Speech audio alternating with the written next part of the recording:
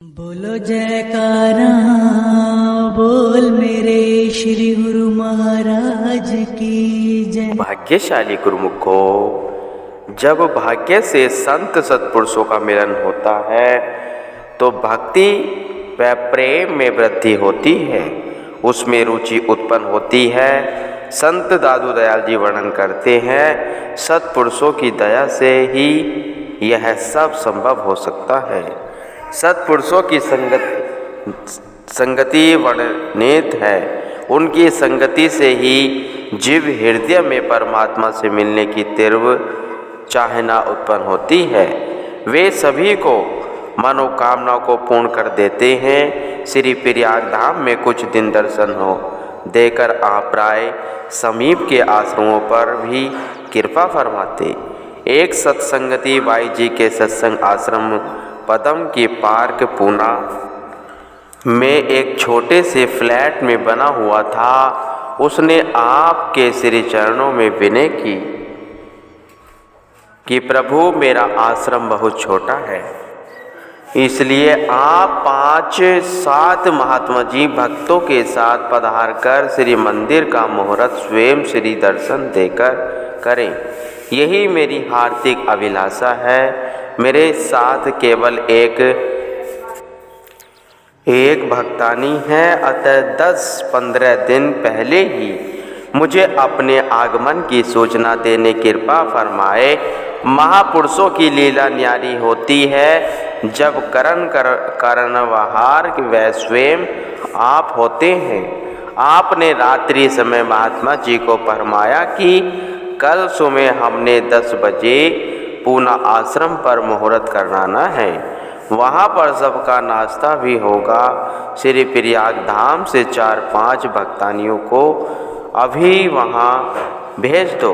शुभ आगमन का समाचार लेकर भक्तानियाँ जब रात्रि समय वहाँ पहुँची तो बाई जी घबरा गई और सोचने लगी कि अब मैं इतने सुलभ समय में सब प्रबंध कैसे करूं।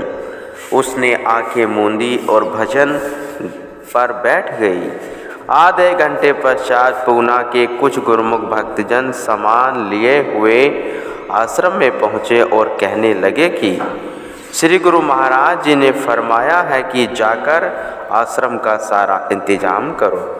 महाप्रभु जी कृपा से सुबह 8 बजे तक आश्रम की सजावट और नाश्ता तैयार हो गया।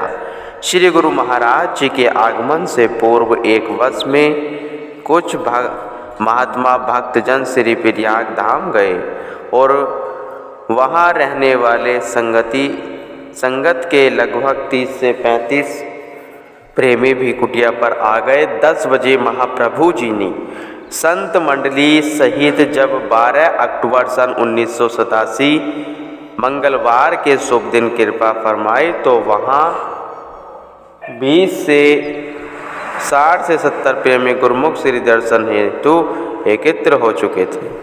श्री प्रभु जी ने श्री सिंहासन जी पर श्री परमहंसों की दिव्य प्रतिमाओं को विराजमान किया, हार पीताम्बर पहनाए, केसर तिलक लगाया, विधिवत श्री आरती पूजा की। भक्तों ने गुरु महाराज जी गुरु महिमा के भजन गाए और श्री वचन हुए।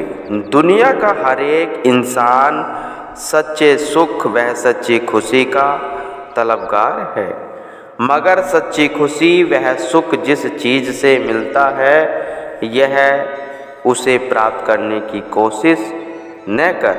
आरजी वह अस्थायी खुशी को ही सच मान बैठा है। जो खुशी नित्य नहीं उसे पाकर स्थायी खुशी कैसे प्राप्त हो सकती है। माया के सामानों में खुशी नहीं, खुशी तो नित्य वस्तु में है, मालिक का नाम व भक्ति में है। सत्पुरुषों के पास खुशियों के भंडार हैं, सच्ची वस्तुओं के भंडार हैं। इसलिए जिसे दायमी खुशी की ज़रूरत है वह उस हाट पर आए जहां नाम का व्यापार हो। आज महापुरुष उसी का उद्घाटन कर रहे हैं, जिसकी बदौलत नाम को हृदय में बसाने में सच्ची खुशी व आनंद प्राप्त कर जीव लोक और परलोक दोनों सुखी बना सकता है। यह हाट इसलिए खोली गई है ताकि गुरुमुख यहाँ से सच्ची पूंजी लेकर अपने अंदर बसाए। परम संत श्री कबीर साहब जी अपनी वाणी में वर्णन कर फरमाते हैं, जो तू साचा वानिया साची हाट लगाए, अंदर झाड़ू दे के कूड़ा दूर बहाए। यदि तू सच्चा व्यापारी है तो सच्ची हाट लगा, नाम भक्ति कमा, अपने अंदर से सभी विकारों को निकालकर हृदय में नाम की ज्योति जगा। सत्पुरुषों की संगति में आकर जीव को यह शुभ अवसर प्राप्त होता है। गलत ख्यालों का सफाया हो जाता है और अच्छे संस्कार मिलते हैं। संसार के हाटों से दुनिया के सामान मिल जाएंगे, जब चीज मिल जाएगी परंतु अंतरात्मा की खुशी नहीं मिलेगी। उसको प्राप्त करने के लिए वहाँ जाना पड़ेगा जहाँ सत्पुरुषों ने हाट खोला है और भक्ति के साधन उपलब्ध करवाए हैं। गुरुमुख इन साधनों को अपनाकर अपने जीवन को सुखमय बनाकर अपना कल्याण कर सकते हैं।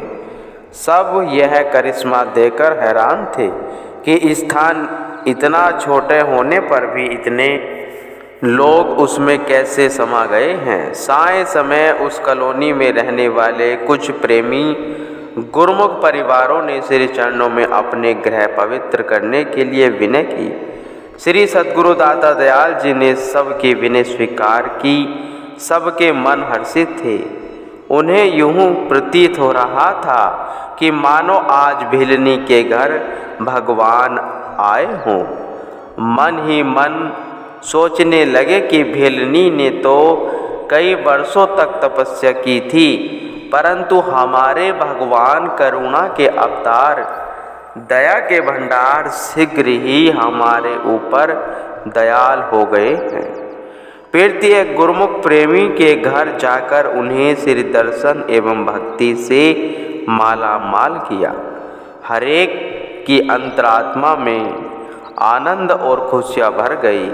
सब ने अपने अपने उद्गारों से श्री प्रभु जी का धन्यवाद किया एवं अथाह कृपा बरसाने लिए आभार प्रकट किया।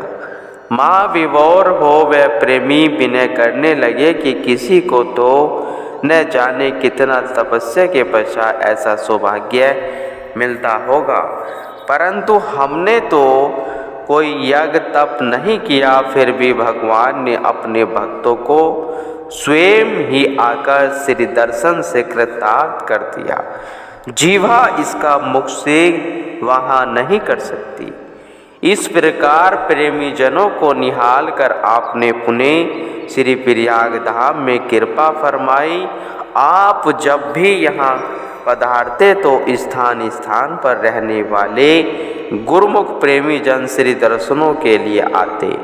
आप उनकी विनय पर विशेष ध्यान देकर सबकी भावना पूर्ण कर उन्हें सत्संग प्रवचनों से कृतार्थ करते। सत्संग पार ब्रह्म परमेश्वर के साकार स्वरूप होते हैं। इसमें तनक भी अतिशयोक्ति नहीं है। जिन्होंने सद्गुरु की महिमा जानी है उनके चरणों में अपना सर्वस्व न्यौछावर कर पार ब्रह्मा से सत्कार किया है। उनकी अनुभवी वाणियाँ इस कथन का अनुमोदन करते हुए वर्णन करती है। साध मिले साहिब मिले, अंतर रहे न देर रेक, मनसा वाचा कर्मना साधु साहिब एक। सत्पुरुषों के पावन दीदार की नूरानी झलक और परमात्मा के दिव्य दर्शन दोनों में कोई भिन्नता नहीं है, लेश मात्र अंतर नहीं है, क्योंकि संत जन और परमात्मा मन वाणी एवं कर्म से एक ही होते हैं। जिस प्रकार भगवान सदैव भक्तों में ही निवास करते हैं, लेकिन उन्हें कोई विरले ही पहचान सकता है, इसी प्रकार संत सत्पुरुषों की पहचान और परिज्ञान भी किसी विरले भाग्यशाली जीव को ही हुआ करता है। अथवा जिन पर उनकी कृपा दृष्टि हो जाती है वे ही उनके स्वरूप को प्रत्यक्ष से देख सकती हैं। श्री सद्गुरु महाराज जी एक बार कुछ महात्मा जनों के संग ट्रेन द्वारा भूसावल से द्रोण की यात्रा कर रहे थे। एक अन्य बोगी में कुछ भक्तजन भी बैठे थे। उसी बोगी में दो अंग्रेज भी यात्रा कर रहे थे, जिनकी सीट खिड़की के पास थी। सेवकों को यह विदित था कि श्री प्रभु जी कभी कभी बड़े स्टेशनों पर उतरकर प्लेटफॉर्म पर टहलते हैं। मनमाड़ स्टेशन पर गाड़ी रुकी तो भक्तजन खिड़की की सीट से कुछ पीछे खड़े होकर बाहर की ओर झांकने लगे। उन भक्तों को पास में खड़े हुए देखकर वे अंग्रेज अपनी सीट से उठ खड़े हुए और उन्हें बैठाने के लिए अनुरोध किया। स्वयं सामने की ओर उन भक्तों को सीट पर जाकर बैठ गए। उनके मन में यह देवी प्रेरणा हुई कि कोई ऐसा कारण अवश्य होगा जिससे यह अपनी सीट से उठकर हमारी सीट के पास आए हैं। थोड़े समय के पश्चात महाप्रभु जी उस खिड़की के सामने टहलने लगे और समीप आकर कर कमल उठाकर आशीर्वाद प्रदान किया। गाड़ी के सिग्नल करने पर वापसी जाते हुए पुनः आशीर्वाद से कृतार्थ किया। श्री दर्शन की झलक पाकर भक्तजन वापस अपनी सीट पर आकर बैठ गए। वे अंग्रेज भी इस दृश्य को देख रहे थे। उन्होंने कौतूहलवश पूछा कि ये जो सफ़ेद वस्त्रधारी दिव्य पुरुष थे वे कौन हैं? आपसे उनका क्या संबंध है? भक्तों ने उत्तर दिया कि वे हमारे भगवान हैं। वे कहने लगे कि हमें उनके चेहरे पर एक अलौकिक नूर के दर्शन हुए हैं। हमने आज तक ऐसा तेज किसी के चेहरे पर नहीं देखा। जब उन्होंने आपको आशीर्वाद दिया तो उनके हाथों से दिव्य किरणें निकल रही थी और शीश के पीछे सूर्य की किरणों का प्रभा मंडल दीप्तिमान था। वे तो सचमुच ही अर्शों से उतरी हुई कोई महान हस्ती प्रतीत होती थे। हमारे मन में भी उन महापुरुषों के ब्लेसिंग पाने की तीव्र लालसा जागृत हुई। जैसे भी हो सके इस मनोअभिलाषा को अवश्य पूर्ण कीजिए। भक्तजन कहने लगे कि इसमें तनक भी संदेह नहीं है कि पूर्ण महापुरुष भगवान का ही रूप होते हैं। उनके श्री दर्शन की झलक में चुंबकीय आकर्षण होता है। दिल बरबस ही उस ओर खिंचा चला जाता है। उनकी एक दृष्टि कृपा दृष्टि जीव के सोए हुए भाग्य को जगा और चमका देती है। उनके श्री चरणों में अमृत के झरने प्रवाहित होते हैं। महापुरुष ही सच्चे सुख आनंद और शांति के महास्रोत होते हैं। एक बार जिसने भी उनकी एक झलक को पा लिया तो उस भाग्यशाली जीव की अंतरात्मा में आत्मा ज्योति प्रज्वलित हो जाती है, जिससे वह उस परम सत्ता परमात्मा के दर्शन पाने के लिए ललायित हो उठता है। महापुरुषों की महिमा श्रवण कर उनके हृदयों में श्री दर्शन पाने की उत्कंठा और भी तीव्र हो गई। भक्त जी ने उन्हें आश्वासन देते हुए कहा कि हमें द्रोण स्टेशन पर उतरना है। हम श्री चरणों में आपकी विनती अवश्य पहुंचाएंगे। आप खिड़की से बाहर की ओर देखते रहना। द्रोण स्टेशन पर उतरकर भक्तों ने उन अंग्रेजों की विनय श्री चरणों में अर्जी की। आपने मुस्कुराते हुए खिड़की के पास जाकर अपने दोनों कर कमल उठाकर उन्हें आशीर्वाद प्रदान किया। आपकी असीम कृपा को पाकर वे धन्य हो गए। उनके चेहरे से झलकती हुई खुशी इस बात को प्रमाणित कर रही थी कि सोई जानिए जेहि देहु जनाई, जानत तुम्हें ही तुम्हें हो जाए। जिस आप अंतर के चक्षु प्रदान कर दे, वही उसके पावन स्वरूप का दर्शन कर सकता है। उसे ही आपके वास्तविक रूप का बोध हो सकता है।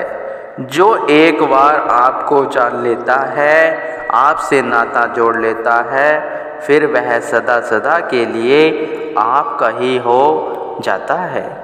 उसे फिर अन्य कुछ नहीं भाता न सुहाता है। आप श्री प्रयाग धाम से प्राय निकटवर्ती कई आश्रमों पर कृपा फरमाते। एक बार आपने एक आश्रम पर कृपा फरमाई।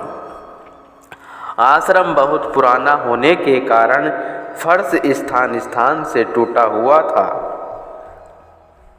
दीवारों का रंग रोगन भी कई स्थानों से निकल चुका था। यहाँ तक कि दरवाजे व खिड़कियाँ भी काफ़ी पुरानी हो गई थी। आपने आश्रम की ऐसी अवस्था देखकर वहाँ रहने वाले महात्मा जी को फरमाया कि यहाँ मरम्मत की काफ़ी काम करवाने वाला है। महात्मा जी ने विनय की कि प्रभु, दास के लिए इतनी धनराशि का प्रबंध करना कठिन है। श्री प्रभु जी ने स्वयं रजिस्टर उठाया और महात्मा जी के हाथों में सौंपते हुए उपस्थित संगत को पावन वचन किए कि जो अपनी श्रद्धा अनुसार जितनी सेवा लिखवाना चाहते हैं, यहाँ आकर लिखवाते जाएं। सब संगत बड़े प्रेम और उत्साह से श्री प्रभु जी के चरणों में आकर महात्मा जी को अपनी अपनी सामर्थ्य के अनुसार सेवा लिखवाने लगे। एक सेवक, जो देखने में काफ़ी निर्धन प्रतीत होता था, ने श्री चरणों में आकर विनय की उसके नाम पर 2 लाख रुपए सेवा लिख दे। महात्मा जी यह सुनकर असमंजन में पड़ गए कि देखने में इतना साधारण सा लगने वाला यह सेवक इतनी सेवा कैसे कर पाएगा। उनके द्वारा पूछे जाने पर भी जब उसने अपनी विनय को दोहराया तो महात्मा जी पूछने लगे कि कर पाओगे इतनी? सेवक हाथ जोड़कर बहुत ही विनय एवं शांत भाव से कहने लगा कि मैं कोशिश तो करूँगा कि इसी जन्म में यह सेवा पूर्ण हो जाए, परंतु यदि कुछ शेष रह गई तो अगले जन्म में अवश्य पूरी कर दूँगा। मुझे दृढ़ विश्वास है कि अगले जन्म में महाप्रभु जी मुझे इस वायदे को पूर्ण करने के लिए अवश्य ही अपने श्री चरणों में स्थान प्रदान करेंगे। सेवक की ऐसी सच्ची और ऊंची भावना को देखकर महाप्रभु जी अत्यंत प्रसन्न हुए। जो अपने आप को सद्गुरु के अर्पण कर देता है, अपनी सुरती को सभी बंधनों से मुक्त कर केवल अपने इष्ट देव का ही हो जाता है, वह सेवक ही वास्तव में सेवक कहलाने का अधिकारी है। ऐसा सेवक जन जन्मांतरों तक अपने इष्ट देव से नाता जोड़ लेता है। परम संत श्री कबीर साहिब जी अपनी वाणी में वर्णन करते हैं, निर्बंधन बंधा रहे, बंधा निर्बंध होए, कर्म करे करता नहीं, दास कहवे सोए। संसार में विचरण करता हुआ जीव सत्संगति एवं सत्पुरुषों के सान्ध्य से अनभिक स्वयं को बंधन रहित वह बंधन मुक्त मानकर आज़ाद होने का मात्र दिखावा करता है, क्योंकि अंतर्रीप तौर से तो यह मोह माया की बेड़ियों में जकड़ा हुआ होता है। इसके विपरीत जो सत्पुरुषों की आज्ञा को सर्वोपरि मानकर सदैव उन्हीं का ही ध्यान करते हैं, उनके प्रेम पास व आज्ञा के बंधन में बंध जाते हैं। यही अर्थों में निर्बंधन, क्योंकि वे हर कर्म को निष्काम भाव से करते हुए किसी प्रकार का फल की कामना नहीं करते। ऐसे सेवक अपने स्वामी से जन्म जन्मों का नाता जोड़ लेते हैं। न वे मालिक को भूलते हैं और न ही मालिक उन्हें कभी भुलाते हैं। गुरुमुख हो।